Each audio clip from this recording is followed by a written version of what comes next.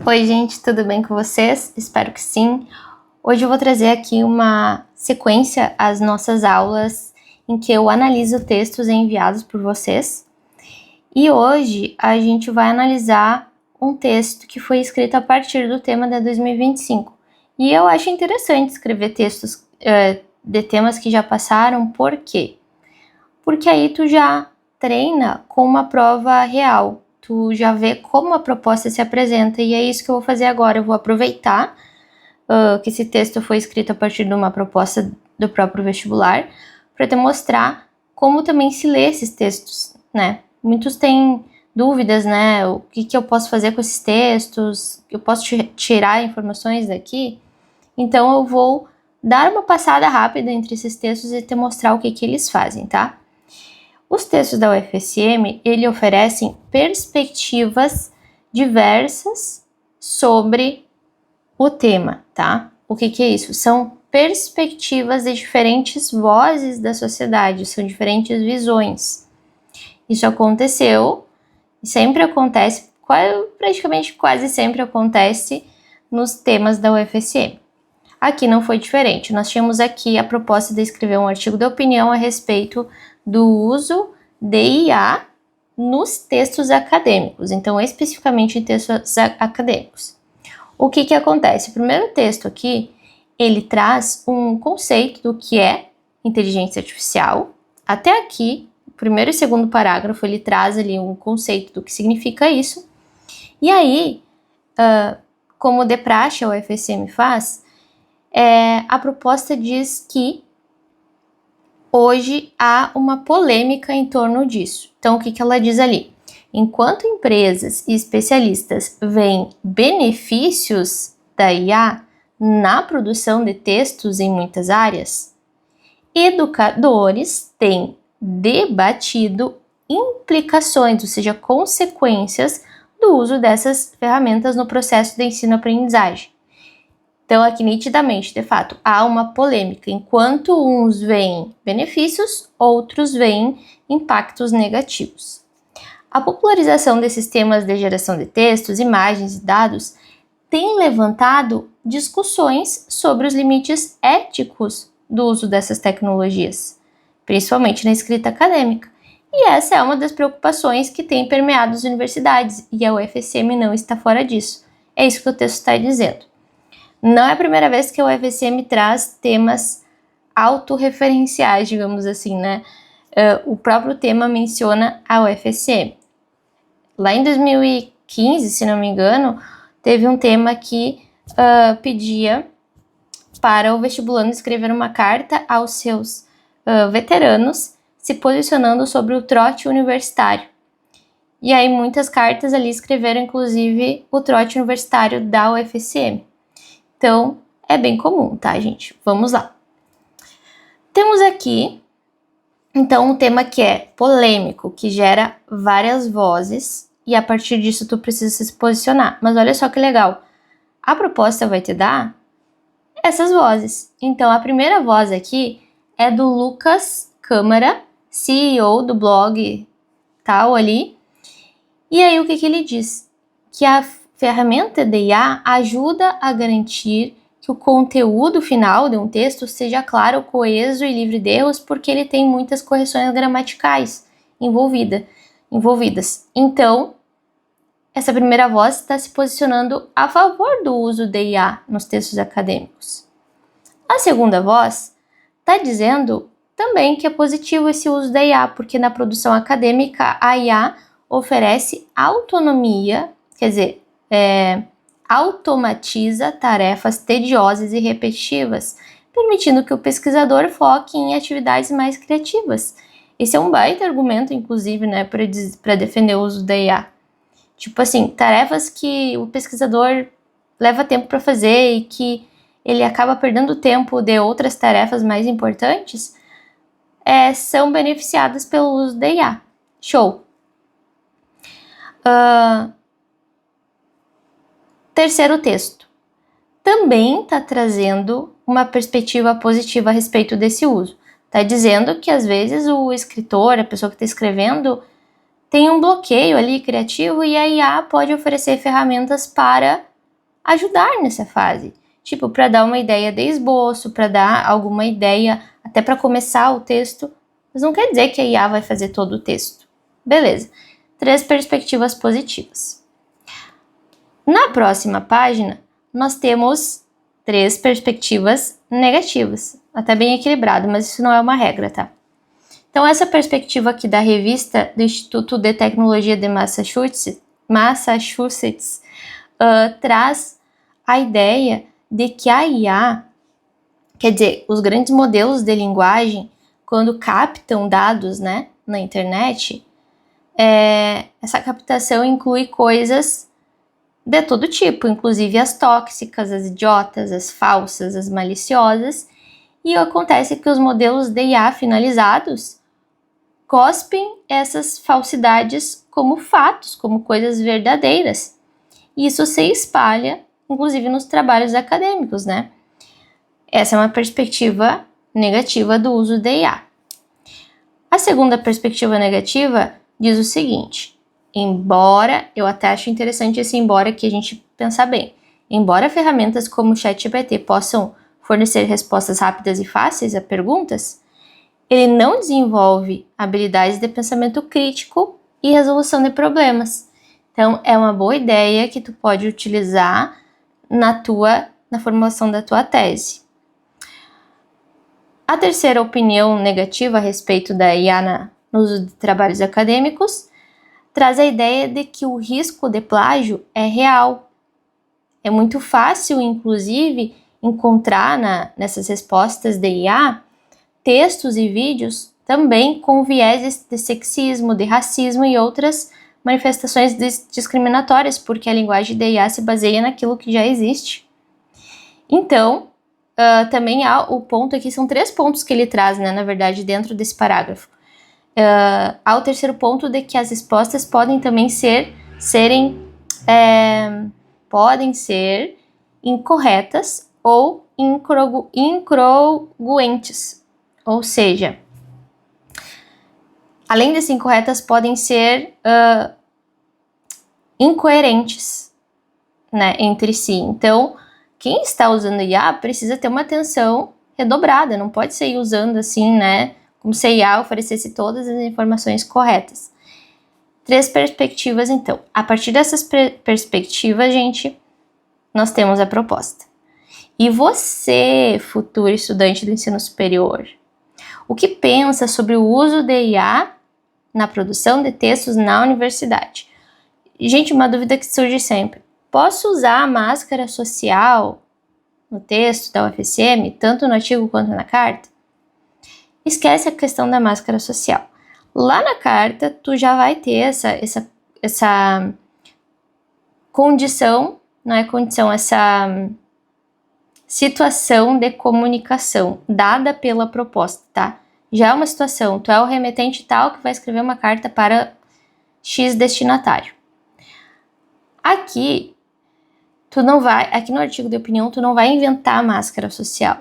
A UFSM realmente, a banca que ela te considera de fato, tu é um estudante, um futuro estudante do ensino superior, porque tu tá fazendo vestibular.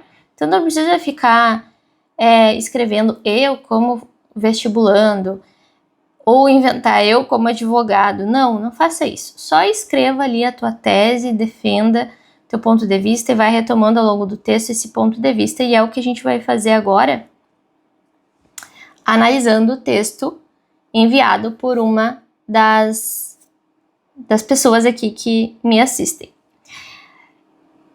Então, vamos lá. O título aqui, dado ao texto, é IA como fim da criticidade e da autoria. Esse título já está entregando de bandeja o posicionamento dessa pessoa.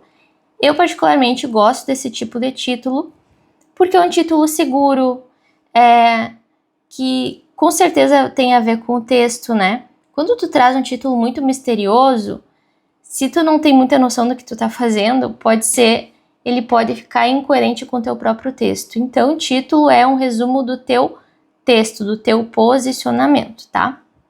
E a gente já entende que ela vai ser contra o uso da IA nos textos acadêmicos. Então, vamos lá. Inteligência artificial. Esse é o nome de uma das tecnologias mais utilizadas cotidianamente e que mais gera debates, os quais são extremamente necessários em diversos âmbitos. Uma dessas áreas é a universitária, questionando se o uso dessas ferramentas é ou não, importante, é ou não adequado nesse contexto. Acabei riscando em cima. O que essa pessoa faz aqui? Ela faz uma contextualização da polêmica. Não precisa ser exatamente assim, mas é uma das possibilidades de se abrir o texto de um artigo de opinião, tá? Então, ela parte ali da própria polêmica que está no texto. Há debates, e aí vamos ver o que ela vai fazer nesse debate. É a partir dessa reflexão que eu, futuro estudante do ensino superior, escrevo para a revista Arco e afirmo com toda certeza que a utilização, olha só, com toda a certeza que a utilização da IA no meio acadêmico não é correta por prejudicar muito mais do que auxiliar os estudantes, impedindo-os de desenvolverem habilidades essenciais e forçando-os a deixarem de lado seu estilo próprio de escrita. Vamos lá. Não está errado, mas também não precisa dizer que está escrevendo para a revista Arco, embora ali na proposta esteja escrito, né, que você deve escrever um artigo de opinião para ser publicado na revista Arco. Mas tu não precisa mencionar isso no texto, tá? Isso não faz diferença na avaliação. Também não está errado, fica tranquila. Então, a partir dessa reflexão, também tu não precisa dizer que tu é o estudante, tá? Tanto faz também. O que tu realmente precisa dizer é isso daqui. É a partir dessa reflexão que eu afirmo com toda certeza a minha tese, que é, vamos marcar aqui a tese, a utilização da IA no meio acadêmico não é correta. Até aqui a tese, ó, não é correta. O que é a tese, gente? É o posicionamento. Estou me posicionando assim sobre esse tema. O que ela traz depois ali, por prejudicar os estudantes e impedindo de desenvolverem habilidades, são os argumentos que ela vai utilizar agora ao longo do texto para defender essa tese. O que ela está fazendo aqui? Antecipando. Ela está dando, na tua linguagem, ela está dando um spoiler do que vai ser esses argumentos. O que são argumentos? São justificativas. Eu estou explicando, agora eu vou explicar no desenvolvimento por que eu penso assim. É isso, tá? É obrigatório trazer essa resposta à polêmica na introdução? Sim. Se tu não faz isso, tchau, nota boa, tchau, pontuação aqui, porque os principais critérios de avaliação dizem respeito à clareza da tua tese na introdução e a retomada dessa tese ao longo do texto, ou seja, em todos os parágrafos, agora ela vai precisar nos reafirmar que, de fato, esse uso é incorreto, é inadequado, esse uso não é bom. Ela vai ter que retomar essa ideia dentro dos argumentos. Vamos lá. Primeiramente, considero válido citar inclusive primeira pessoa, tá, gente? De forma alguma, outra pessoa. Eu considero, eu vejo, eu percebo, por aí vai.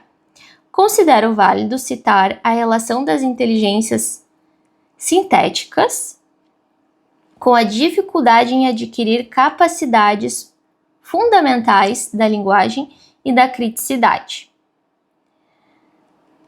que é o que ela trouxe ali na introdução. Analogamente, o livro 1984, de George Orwell, revela como o senso crítico está atrelado à linguagem. Vamos fazer uma correção gramatical aqui. Atrelado à linguagem e à forma de expressão de um povo, de modo que quanto mais simples quanto mais simples e automatizadas ficam, mais aquela realidade mais aquela sociedade deixa de pensar por si própria. Ela escolhe aqui uma voz externa. O que é voz externa? Uma informação externa que vem para ajudar na argumentação.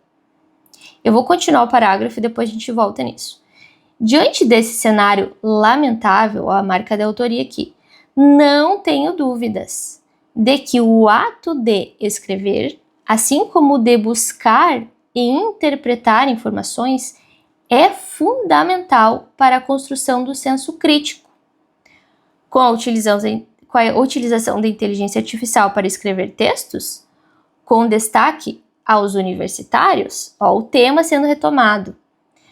Por mais que possa facilitar o processo, elaborando frases e fazendo pesquisas, as habilidades linguísticas e reflexivas seriam perdidas, levando a um infeliz prejuízo para aqueles. Na verdade, seria levando um infeliz prejuízo para aqueles que serão os profissionais do futuro, sem contar os erros e fake news que essas máquinas podem cometer e disseminar. Às vezes é um pouquinho difícil de ler a letra pequenininha, mas tá ok. Vamos focar nesse parágrafo aqui argumentativo. Primeiro, muito bom. Em função do quê? Da clareza, tá? O que é a clareza, gente? O posicionamento dela é de que o uso da IA no texto acadêmico, que é o tema, não pode fugir disso. Não é legal, é negativo na opinião dela, e ela justifica com o primeiro argumento. Por quê? Porque faz as pessoas perderem a criticidade. Por mais que existam algumas questões positivas, né, como ela coloca ali, por mais que possa facilitar o processo elaborando frases e fazendo pesquisas, continua sendo um processo não criativo, um processo até meio forçado, né? E aí tu vê como é importante os textos motivadores trazerem ali perspectivas diferentes, porque provavelmente ela leu um dos textos ali que trazia a perspectiva positiva de elaboração de frases, de esboços e tal, e ela pensou, tudo bem, eu entendo, mas mesmo assim eu me posiciono desse jeito. E é interessante que tu traga a outra voz, que seria o outro posicionamento, e refute essa ideia. Olha, tudo bem, eu entendo, mas não, eu acredito assim. Claro que numa linguagem informal, tá? Eu tô só aqui explicando didaticamente o que ela tá fazendo. Bom, agora vamos olhar aqui para uma coisa importante. Quando ela traz o livro ali, 1984, que mostra, que revela ali uma sociedade que está atrelada a um tipo de linguagem alienada, talvez, deixa eu me lembrar aqui, de modo que quanto mais simples e automatizadas ficam, mais aquela sociedade deixa de pensar por si própria. Aqui faltou um pouquinho de algo que tem relação com o critério 3 do artigo de opinião, que diz respeito ao uso de palavras que deixem clara aqui a posição tua, de articulista, e a posição dessa voz externa. O que eu quero dizer com isso? Ela, em vez de só dizer analogamente, o livro tal revela alguma coisa, se tu for analisar o conteúdo desse repertório aqui, o que o conteúdo está me dizendo? Está me dizendo que o livro revela como o senso crítico está atrelado à forma e à linguagem de um povo. Então, o que ela poderia ter feito aqui para ficar bem relacionada essa ideia de conteúdo com a ideia dela, com o posicionamento dela. A primeira linha ali do argumento diz o seguinte: considero válido citar a relação das inteligências sintéticas com a dificuldade em adquirir capacidades fundamentais da linguagem e da criticidade. Essa relação, deixa eu pensar como que ela poderia escrever isso. Nesse sentido, o livro 1984, de George Orwell, me levou a refletir sobre como a sociedade, o comportamento da sociedade, ou melhor, o senso crítico da sociedade está de fato atrelado à linguagem e à forma de expressão, uma vez que nesta obra o autor expõe tal coisa. Então, eu arquitetei aqui na hora, tá, gente? Poderia ser melhor, mas eu tô pensando aqui na hora. Mas o que eu quero te dizer é o seguinte, que existe ali um livro que até tem relação com o que ela está dizendo, mas dentro da linguagem a gente precisa trazer palavras que explicitamente expliquem essa relação. Então eu não vejo que seja uma analogia, tá? Esse analogamente aqui não faz sentido, porque analogia é uma comparação. É quando tu compara duas coisas e tu não tá comparando aqui. A pessoa que escreveu não está comparando, na verdade ela tá trazendo uma obra cujo conteúdo explica um fenômeno que ela está defendendo. Então até ela poderia escrever isso, inclusive, olha, esse fenômeno eu percebi na obra tal. Esse fenômeno é possível perceber na obra tal. Algo do tipo, né, que tem uma relação de fato com a ideia que ela está trazendo, tá? Dito isso, caso isso tivesse feito, aí sim o argumento estaria redondinho, como eu sempre falo. Redondinho significa fechadinho, sem nada mais para alterar. Segundo argumento. No entanto, muitos afirmam que a IA pode ser uma aliada no trabalho acadêmico por sugerir melhorias no estilo de escrita do autor. Mas essa ideia é um engano e pode ser refutada. Não, explicitamente ela ainda diz, né? E pode ser refutada. Por que ela está fazendo isso, gente? É também uma forma de retomar a tese dela. Se ela pegasse aqui e escrevesse o parágrafo inteiro, escrevendo sobre o benefício da IA, ela entraria, na verdade, em contradição, né? Porque a tese dela, vamos voltar, na introdução a tese dela está explícita. O uso da IA em trabalhos acadêmicos não é correto. E aqui ela vai trazer um argumento previsível, né, que alguém possa utilizar, no sentido ali de que o uso no trabalho acadêmico pode melhorar o estilo de escrita, mas isso não é legal, isso é enganoso e pode ser refutado. Vamos lá, como que ela vai defender essa refutação? Com isso, o livro Origem, de Dan Brown, acho que é de Dan Brown, relaciona a mente humana à inteligência artificial, mostrando que, mesmo que essas máquinas tentem reproduzir o comportamento de nossa espécie, elas nunca terão a subjetividade única de cada sujeito. A partir desse contexto, aí eu nem diria contexto, eu diria, sei lá, a partir da leitura dessa obra, afirmo que a IA até conseguiria sugerir mudanças para a melhoria de textos acadêmicos. Porém, essa suposta melhoria, aí não tem essa vírgula aqui, essa suposta melhoria na verdade, seria apenas uma padronização, a qual excluiria a autoria e o estilo próprio do autor.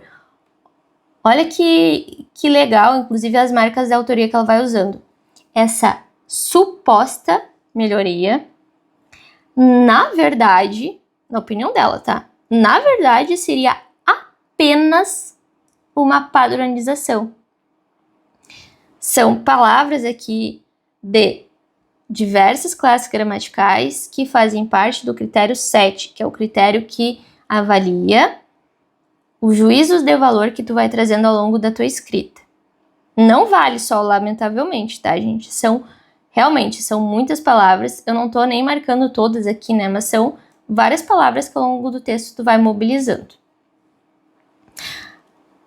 A qual excluiria a autoria e o estilo próprio do autor. Vamos voltar um pouquinho aqui com isso. Aqui eu vejo também que falta uma clareza maior entre a ideia dela e o livro, tá? Eu não diria com isso, porque parece que ela já está concluindo algo. Eu colocaria ali um isso por quê? Tipo assim, a ideia X é um engano e pode ser refutada. Digo isso porque no livro A Origem, de Dan Brown, fica explícito que a mente humana, blá, blá, blá, blá, blá, blá, né? Então, esse fica explícito, é possível depreender ou compreender alguma coisa a partir da leitura do livro, relaciona melhor a tua ideia com o que está no livro. E isso vai valer para autores, quando cita diretamente um filósofo, por exemplo, né? Por exemplo, assim, tal fenômeno é muito bem explicado pelo filósofo Han Jonas. Tal fenômeno é possível compreender a partir da leitura da filosofia de Kant. Então, são palavras que tu mobiliza ali para relacionar bem as ideias. Voltando ao texto dela. Me perdi aqui na... Além disso, tá, em linha 23. Além disso, com a utilização frequente dessas ferramentas, as exigências por marcas individuais, criatividade e personalidade se tornaram cada vez maiores, uma vez que essas são características humanas valiosas que máquina nenhuma, olha só a marca de autoria, máquina nenhuma consegue reproduzir com seu banco de dados de tudo aquilo que já foi produzido antes. O que deixa claro para ela, claro, né? O que deixa claro que nossa subjetividade vale mais que uma padronização perfeita. Nem precisa das aspas, tá? Porque daí aqui me deixa em dúvida se tu tá sendo irônica ou não. Se for ironia, sim, deixa as aspas. Se não for, pode retirar. Então, vamos lá. Há uma retomada da tese, que está lá na introdução, né, de que a IA é negativa no uso de trabalho acadêmico?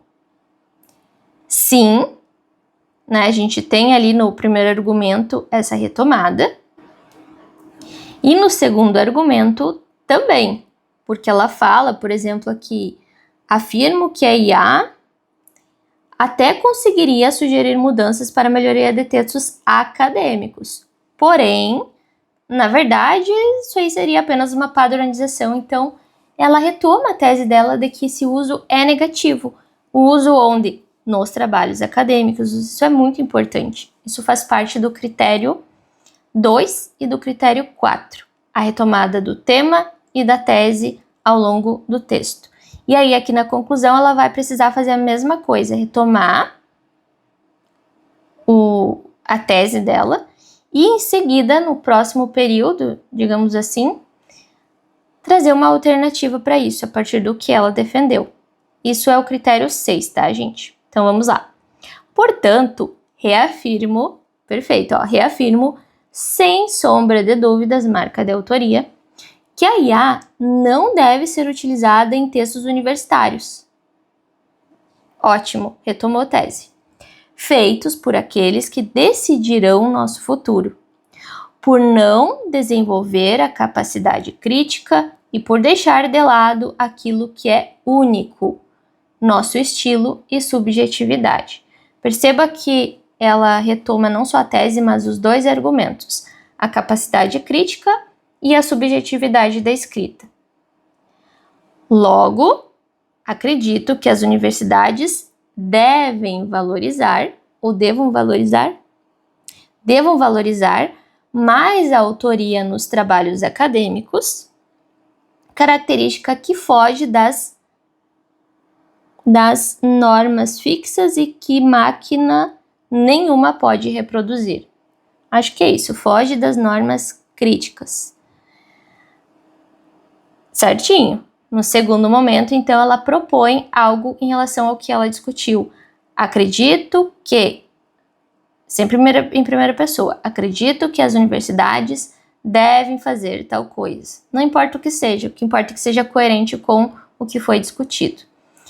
Então, gente, vamos voltar aqui na tese dela, na introdução, para ver se realmente ela discutiu esses argumentos que ela antecipou. Por prejudicar muito mais do que auxiliar os estudantes, impedindo-os de desenvolver habilidades essenciais e forçando-os a deixarem de lado o estilo próprio da escrita. Argumento 1 e argumento 2. Perfeito. Título, agora vamos ver se está coerente? E há como fim da criticidade e da autoria. De fato, argumento 1, argumento 2. É necessário trazer o argumento 1 e o 2 no título? Não, tá?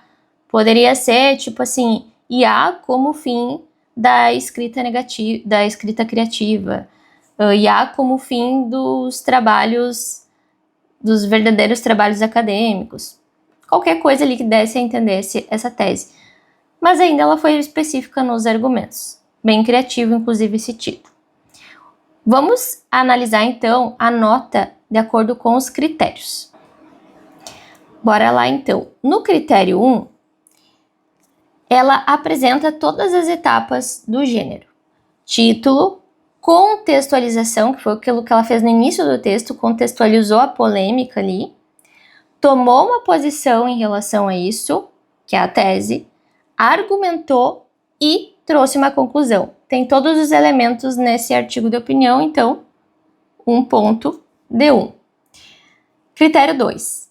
A questão proposta para análise nada mais é do que o tema, tá? O tema é contextualizado na introdução e abordado ao longo do texto? Sim, com unidade e progressão temática. Então, ela, no único texto, com unidade e progressão, ela vai progredindo esse texto, trazendo o tema de forma coerente. Perfeito. Eu vou já pular para o critério 8, já volto no 3. A tese resume o ponto de vista e é compatível com o tema e regula as inter-relações textuais. O que significa isso? Existe uma tese, ela é compatível com o tema e ela aparece em todo o texto, que foi o que eu chamei a atenção de vocês ali. A tese, ela é retomada em todos os parágrafos. A prof vai ficar repetitivo, não tem problema, precisa repetir, beleza? Então, 1 ponto. O critério 3 é aquele que teve aquelas pequenas falhas. As marcas linguísticas presentes no texto permitem distinguir com clareza ali a voz do articulista da voz com as quais demonstram se alinhar ou não. Claro que lendo, gente, eu sei quando é ela que está falando e quando é a voz externa. Porém, esse critério exige que haja marcas linguísticas que permitam a gente entender se ela se alinha a essa voz externa ou não.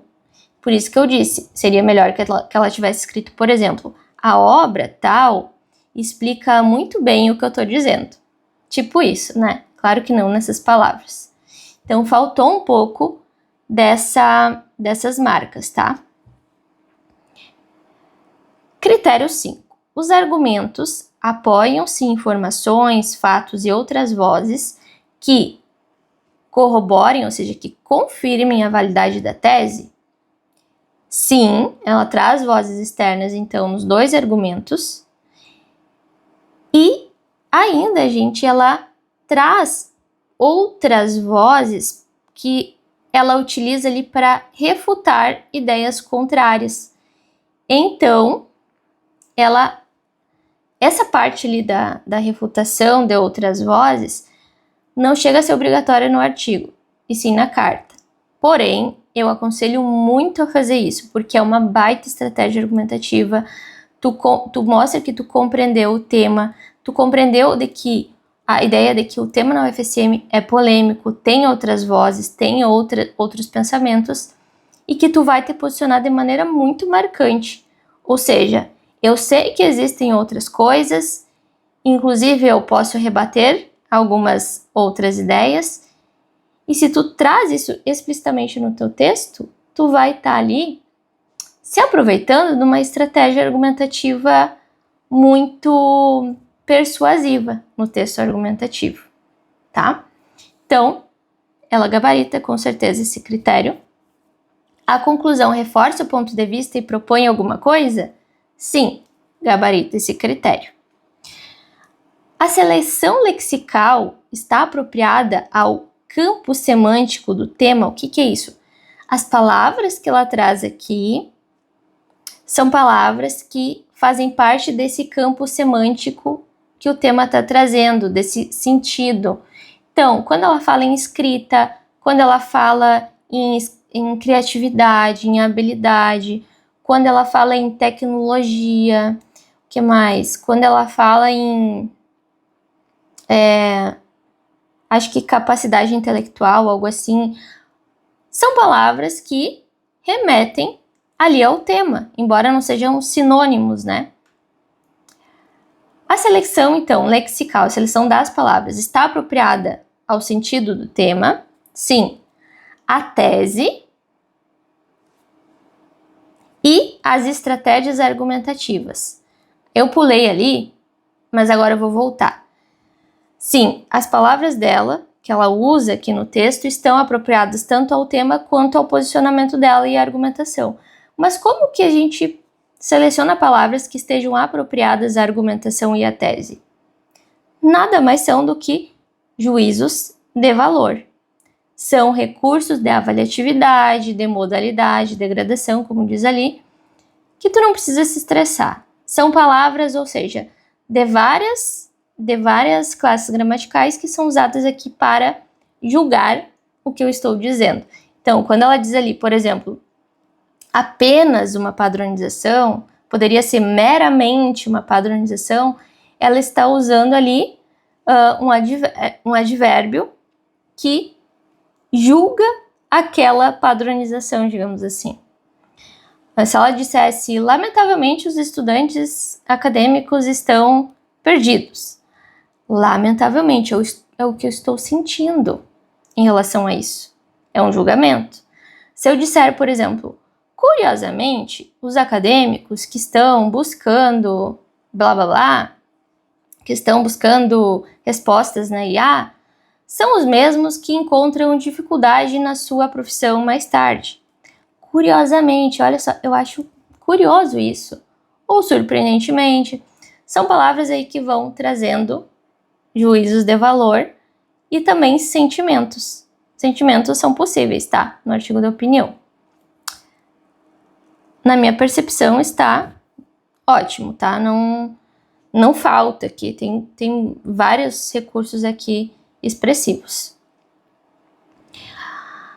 São usados adequadamente recursos linguísticos para estabelecimento de relação entre constituintes do texto, nada mais é que a competência 4 do Enem. Coesão, tá? Conectivos. Eu acho que pecou um pouquinho ali, naquela coisa ali dos repertórios, ela traz um analogamente que não faz sentido, ela traz um com isso ali, já concluindo algo que também não fez muito sentido. Então, na minha visão, tem ali problemas pontuais de coesão. Tem alguns desvios gramaticais, não foquei, né, porque não é o nosso foco aqui, mas existem poucos. E o critério 10, ele avalia a estrutura do parágrafo, a adequação, se, por exemplo, esse texto não é um blocão único, né, ele tem parágrafos bem estruturados, faz sentido a divisão dos parágrafos dela, introdução, 2 de argumentos e um de conclusão. Dentro de cada parágrafo existe uma coerência ali da construção dos períodos, há um número razoável de períodos em cada fase do texto. Então, para mim aqui, temos um texto redondinho nesse sentido. O que nós temos de desconto? Aqui menos 0,3, aqui menos 0,3 e aqui menos 0,3. Nota final fica 9,1. É um notão? É. Se ela tivesse atendido ali um pouquinho mais aquela questão ali da relação da voz externa com a voz externa dela, talvez ela teria 9,7 com desconto ali só em desvios gramaticais. Certo, gente? Espero que tenham gostado. A aula ficou um pouco longa, mas foi necessário para a gente discutir tudo isso em apenas 40 minutos. Para quem... eu sempre digo, né, que para quem tem a sede pelo conhecimento, quem realmente quer entrar numa universidade, uma aula de redação é um momento de aprendizagem. Tu não vai levar só para a prova, né? Tu vai acabar levando para a tua vida acadêmica, porque o conhecimento de escrita, ele é valioso para todos os âmbitos da tua vida, principalmente quando a gente está falando de artigo, de carta, porque a gente foge daquele texto fechado do Enem, né? Daquele texto, daquela dissertação muito artificial. A gente se coloca aqui, né, no texto, reflete, traz nossas ideias, enfim. Então, estamos caminhando nessa semana para os últimos dias antes da prova e eu espero que tu esteja mais tranquila em relação à redação e também com sede de conhecimento. Até mesmo que a prova seja um momento de ansiedade, um momento crítico, né, na vida de vocês como estudantes. Eu conheço esse momento, já passei por isso, né? Mas nada é mais valioso do que o conhecimento, do que a chance que tu tem de conhecer as coisas, de estudar, de ter essa oportunidade, né? Então, com isso eu fico por aqui, gente, e até a próxima correção. Um beijo!